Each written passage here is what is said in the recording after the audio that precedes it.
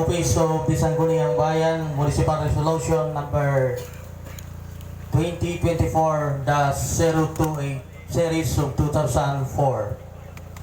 Resolution expressing a profound gratitude and deep appreciation to Honorable Carlito G. Galvez Jr., Secretary, Office of the Presidential Advisor on Peace, Reconciliation and Unity, OPAPRO, for taking the initiative and facilitating and appropriation of funds for the construction of Maslog-Hipapad Road Phase 1 and construction of Panikan Bridge, Maslog, Eastern Samar.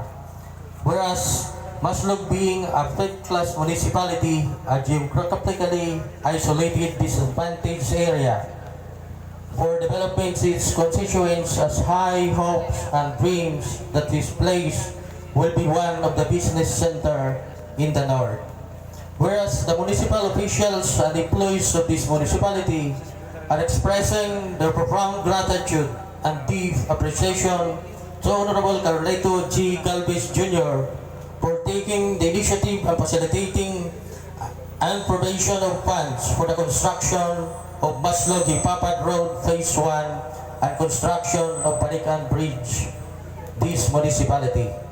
Now therefore, be it resolved as it is hereby resolved to express our profound deep appreciation to Honorable Carlito G. Galvez Jr., Secretary, Office of the Presidential Advisor on Peace, Reconciliation and Unity, for this great undertaking endeavors of the project. Resolved further that this resolution be forwarded to Honorable Carlito G. Galvez Jr., Secretary, Office of Presidential Advisor on Peace, Reconciliation and Unity, for his information and consideration. Unanimously approved the 16th day of December at 2024 at Maslog, Eastern Samar.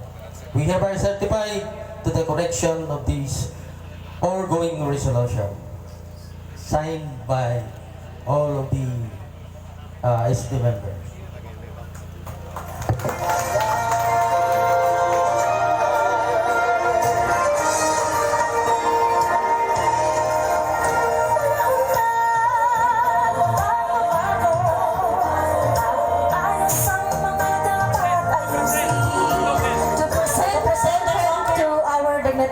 May we call Honorable Septemio C. Santiago and Rapio C. Santiago to Secretary Carlito G. Galvez Jr. A big round of applause, please.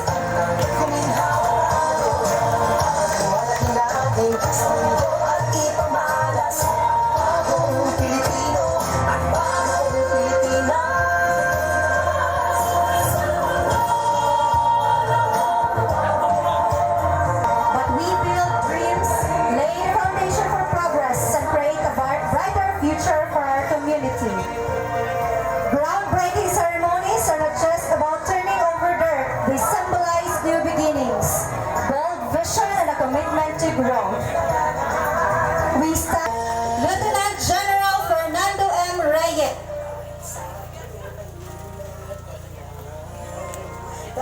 Mayor Sheen Gonzalez. Brigadier General Leonard Arlelina.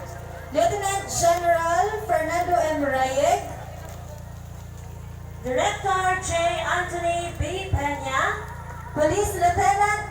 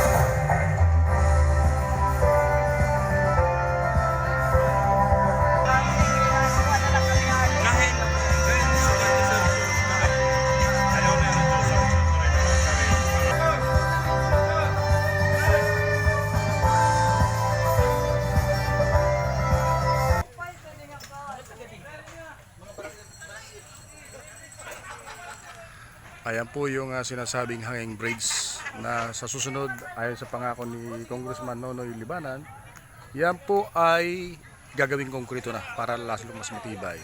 So yan po yung pangako ni Congressman Nonoy Libanan kasama ang kanyang mga kaibigan na kakandidato sa sakaling palaran at manalo. Ayan po. So tapos na po.